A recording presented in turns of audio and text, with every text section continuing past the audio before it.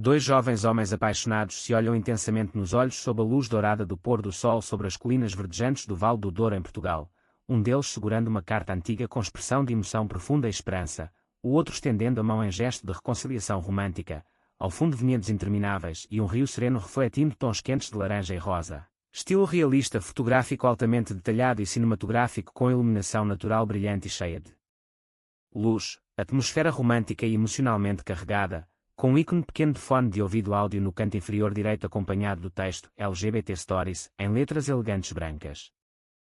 O vento frio de outono varria as ruas empedradas do Bairro Alto, em Lisboa, carregando o eco distante de um fado melancólico que escapava de uma casa de espetáculos. Pedro Almeida, aos 35 anos, caminhava apressado, o casaco apertado contra o corpo, os olhos baixos para evitar os olhares curiosos dos transeuntes. Era novembro, e a cidade parecia mais cinzenta do que nunca, refletindo o vazio que ele carregava há uma década. Na mão, uma xícara de café para aquecer os dedos, mas nada aquecia o coração. De repente, um papel amarelado voou do chão, colando-se à sua perna como se o destino o tivesse escolhido. Pedro abaixou-se para pegá-lo, pensando ser lixo, mas ao desdobrar, o mundo parou. Era uma carta, escrita à mão, com uma caligrafia que ele reconheceria em qualquer lugar, a de Miguel Ferreira, o amor da sua vida, o homem que havia desaparecido sem explicação 10 anos antes. Querido Pedro, começava, se estás a ler isto, significa que o tempo não apagou o que sentimos. Eu nunca te esqueci. O medo me afastou, mas o amor sempre me trouxe de volta em pensamentos. Há coisas que preciso te contar, segredos que me destruíram e que podem destruir tudo. Encontra-me no Douro, na quinta da minha família. Eu espero por ti. Com todo o meu amor, Miguel. O coração de Pedro acelerou como se fosse explodir. Miguel. O nome que ele evitava pronunciar, o fantasma que o assombrava todas as noites. Eles tinham sido inseparáveis na universidade, em Coimbra, dois jovens apaixonados num Portugal que ainda lutava para aceitar amores como o deles. Beijos roubados nos jardins da Quinta das Lágrimas, promessas sussurradas à beira do Mondego.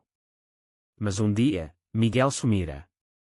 Sem adeus, sem explicação. Pedro ficara destruído, convencido de que fora abandonado por covardia. Agora, esta carta. Perdida? Como chegar a Lisboa? Pedro sentiu um misto de raiva e esperança. Raiva por tantos anos de dor, esperança por um reencontro que poderia curar tudo. Mas e se fosse uma armadilha do passado? Ele guardou a carta no bolso, o papel queimando contra a pele, e decidiu: iria ao Douro.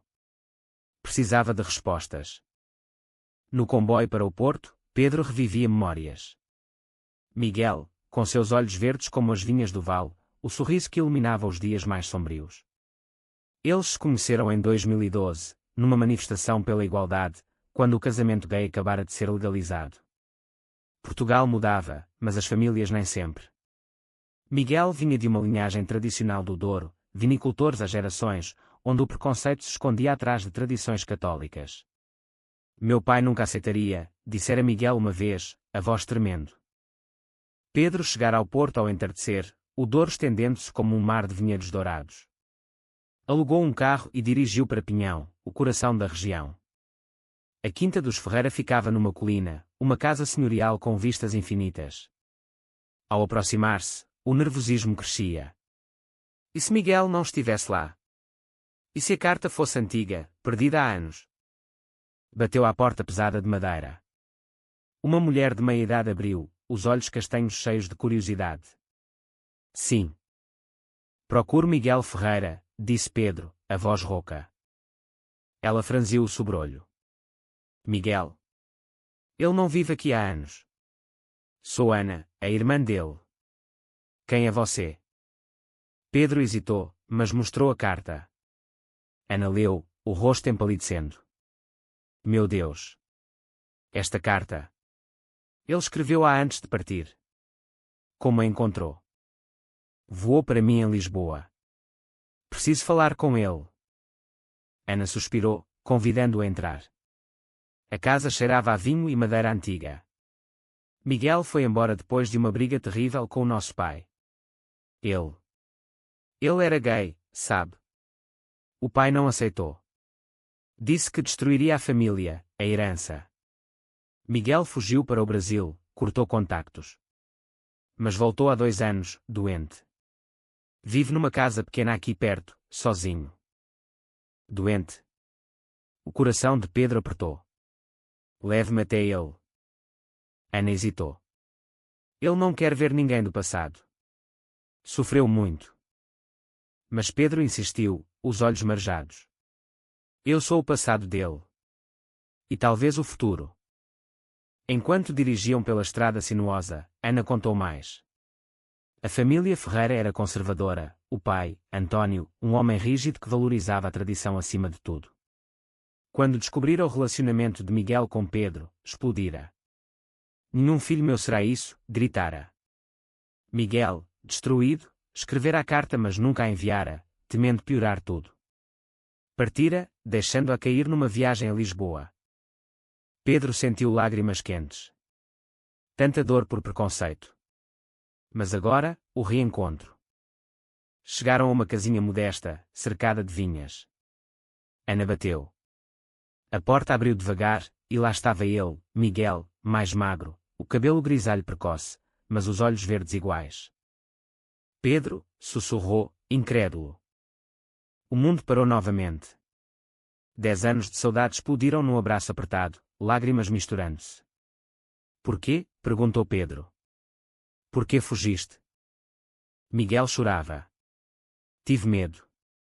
O pai ameaçou deserdar-me, disse que eu era uma vergonha. Parti para te proteger. Naquela noite, conversaram horas. Miguel contara da vida no Brasil, da solidão, da doença, um cancro que o enfraquecera, mas que estava em remissão. Voltei para morrer aqui, na terra que amo. Mas nunca te esqueci. Pedro segurou sua mão. Eu também não. Vamos recomeçar. Mas nem tudo era simples. Ana avisara, o pai ainda vivia, e a família não sabia do regresso de Miguel. O reencontro trouxera esperança, mas também sombras. O que António diria ao ver Pedro? A manhã seguinte amanheceu radiante sobre o Douro, o sol banhando as vinhas em tons de ouro e verde. Pedro acordara na casa de Miguel, num quarto simples, o cheiro de café fresco invadindo o ar. Miguel preparara o pequeno almoço, os movimentos lentos mas cheios de ternura. Ficas mais uns dias? Perguntou, os olhos implorando. Pedro assentiu, o coração cheio. Após tantos anos, estar ali, ao lado dele, parecia um sonho. Tocaram-se com cautela, como se o tempo pudesse quebrar o encanto. Beijos suaves, promessas sussurradas. Desta vez, não fujo, disse Miguel. Mas a realidade bateu à porta. Ana chegou, preocupada. O pai soube que alguém perguntou por ti. Está furioso. Diz que não quer essa vergonha de volta. Miguel empalideceu. António Ferreira era o patriarca, um homem de 68 anos, endurecido por décadas gerindo a quinta. Criara os filhos, Miguel, Ana e o mais novo, Tiago, com mão de ferro, incutindo valores tradicionais. A homossexualidade de Miguel fora o maior golpe. Deus não permite isso, repetia, influenciado pela velha guarda católica da região. Pedro sentiu raiva. Ele não pode ditar a tua vida para sempre. Miguel suspirou. Ele é meu pai. E a quinta? Era para ser minha herança. Ana, que sempre mediara, sugeriu, venham à casa grande hoje. Falem com ele. O tempo mudou as pessoas. Pedro hesitou. Enfrentar o homem que destruíra o seu amor. Mas por Miguel, faria qualquer coisa. Chegaram à quinta ao meio-dia. António estava no pátio, supervisionando trabalhadores. Alto, barba branca, olhos penetrantes. Ao ver Miguel, congelou. O que fazes aqui? Miguel avançou. Pai, voltei. Esta é a minha casa. António olhou para Pedro, reconhecendo de fotos antigas. E este? O tal que te corrompeu. As palavras doeram como facas. Pedro conteve-se. Eu amo seu filho. Sempre amei. António riu amargo. Amor. Isso é doença. Saia da minha propriedade. Miguel tremia. Pai, por favor. Portugal mudou. O casamento gay é lei. Eu sou quem sou. A discussão escalou. António acusou Miguel de trair a família, de envergonhar os antepassados. Ana tentou intervir, mas o pai calou-a. Tu, mulher, devias casar e dar netos, não defender isto. Tiago, o irmão mais novo, de 28 anos, observava em silêncio. Ele era diferente, mais aberto, influenciado pela vida no Porto, onde estudara. Secretamente, Tiago admirava Miguel, mas o medo do pai o silenciava. Pedro não aguentou. Você destruiu o seu filho por preconceito. Ele quase morreu sozinho por sua causa. António enfureceu-se, ameaçando chamar a polícia. Miguel, lágrimas nos olhos, puxou Pedro. Vamos. No caminho de volta, Miguel desabou. Talvez nunca mude. Mas Pedro abraçou, nós mudamos. Nós somos suficientes. Nos dias seguintes, fortaleceram o laço. Passeios pelas vinhas, piqueniques à beira-rio, conversas profundas sobre sonhos perdidos. Miguel contou da doença, diagnosticada no Brasil, da luta solitária. Pensei em ti todos os dias. Pedro partilhou a sua vida em Lisboa, trabalho como arquiteto, relacionamentos falhados, a solidão mascarada de independência. Tu foste o único. Ana visitava-os, trazendo comida e apoio. Tiago quer falar convosco. Ele é aliado. Tiago apareceu uma noite, nervoso. Desculpem o pai. Ele é da velha guarda. Mas eu apoio-vos. Sempre admirei a coragem do Miguel. Isso trouxe esperança. Tiago revelou que a quinta enfrentava dificuldades financeiras. António envelhecia, precisava de ajuda. Talvez possamos convencê-lo devagar. Mas um conflito surgiu. Miguel recebeu uma carta do advogado da família. António planeava vender parte da quinta para pagar dívidas, excluindo Miguel da herança. Ele ainda me pune, disse Miguel, devastado. Pedro sentiu o drama intensificar-se. O amor renascia, mas o preconceito ameaçava tudo. As semanas passaram, o Douro vestindo-se de tons avermelhados com a vindima. Pedro decidira ficar, trabalhando remotamente, incapaz de deixar Miguel novamente. A casinha tornara-se um refúgio de paz, noites de conversas infinitas, toques que curavam feridas antigas. O amor, maduro agora, era mais profundo, carregado de compreensão. Mas a tensão com António crescia. Ele ignorava Miguel, tratando-o como estranho. Ana mediava, convidando-os para refeições familiares, mas António saía furioso. Uma tarde, Tiago chamou-os. O pai está doente. Pressão alta. O médico disse para reduzir stress. Miguel hesitou, mas foi. Na casa grande, encontrou António na cama, enfraquecido. Filho, murmurou o velho. Pela primeira vez, conversaram. António admitiu o medo, tinha medo de perder a família, a tradição. Miguel chorou. Pai, a família é amor, não regras antigas. António não respondeu, mas algo mudou. Começou a perguntar por Pedro, curiosamente.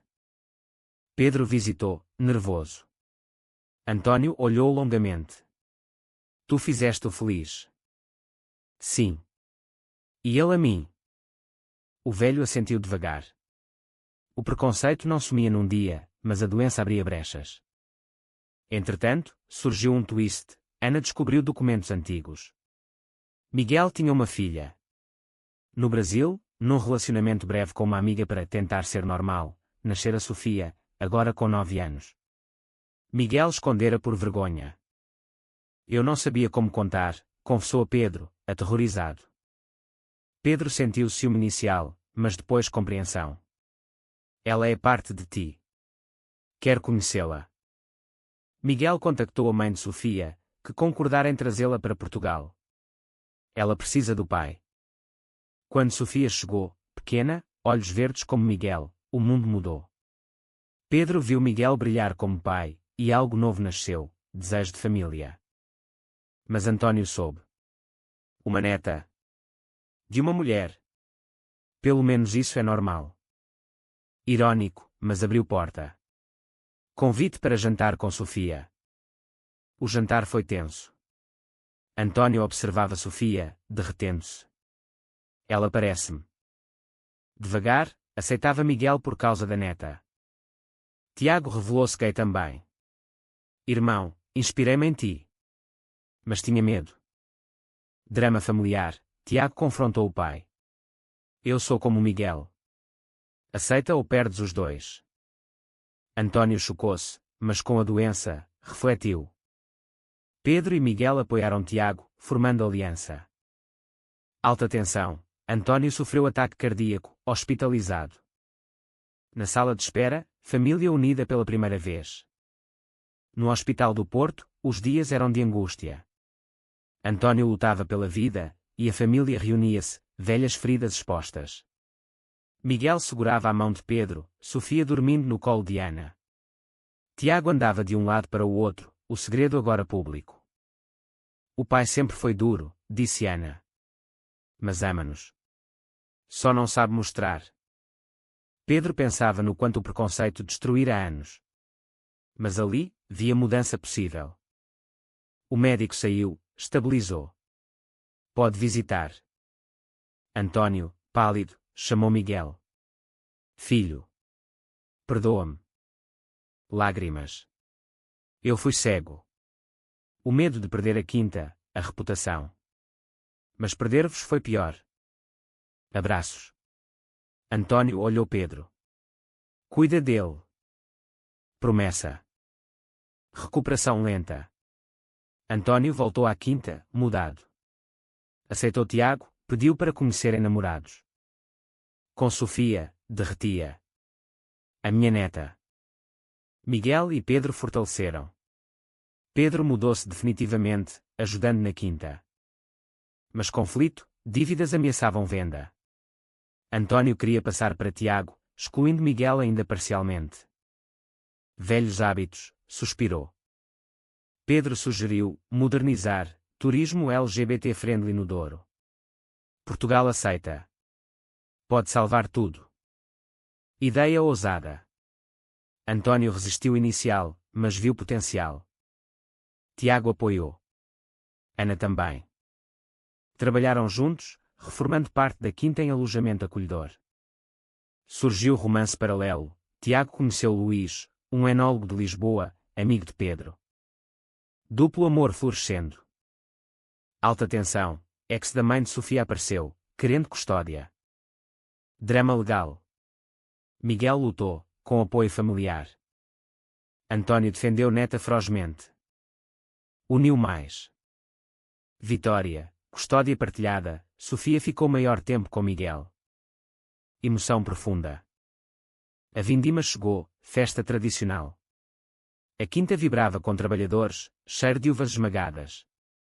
António, recuperado, supervisionava, mas delegava a Miguel e Tiago. Pedro sentia-se em casa, colhendo com Miguel, risos partilhados. Sofia corria feliz, chamando Pedro de tio. Família expandida. Mas passado voltou, carta original causara rumor. Um velho amigo de António, conservador, criticou abertamente o estilo de vida. Confronto na festa.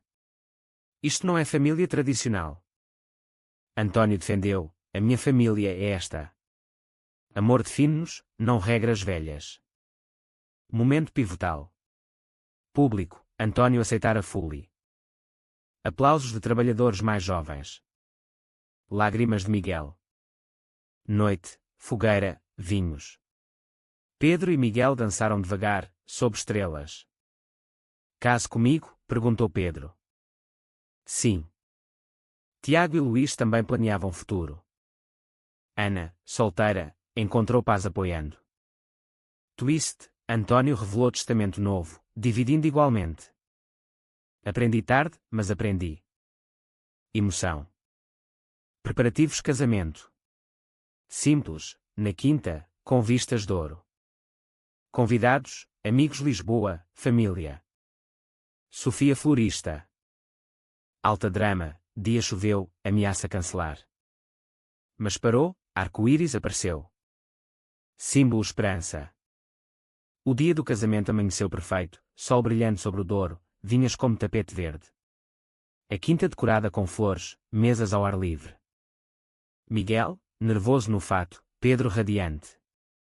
Antônio levou Miguel ao altar improvisado. Orgulhoso de ti, filho. Lágrimas. Votos emocionados. Sobrevivemos ao medo, ao preconceito. O nosso amor é mais forte. Beijo sob aplausos. Festa animada, fado, danças. Sofia dançou com o avô. Tiago e Luís anunciaram noivado. Família inesperada, de rejeição à aceitação total. Pedro encontrou não só amor perdido, mas família nova. Anos de dor transformados em alegria. Final, ao pôr do sol, Pedro e Miguel no miradouro, mãos dadas. Carta perdida trouxe-nos de volta. E família que sempre merecemos. Amor triunfou sobre tudo.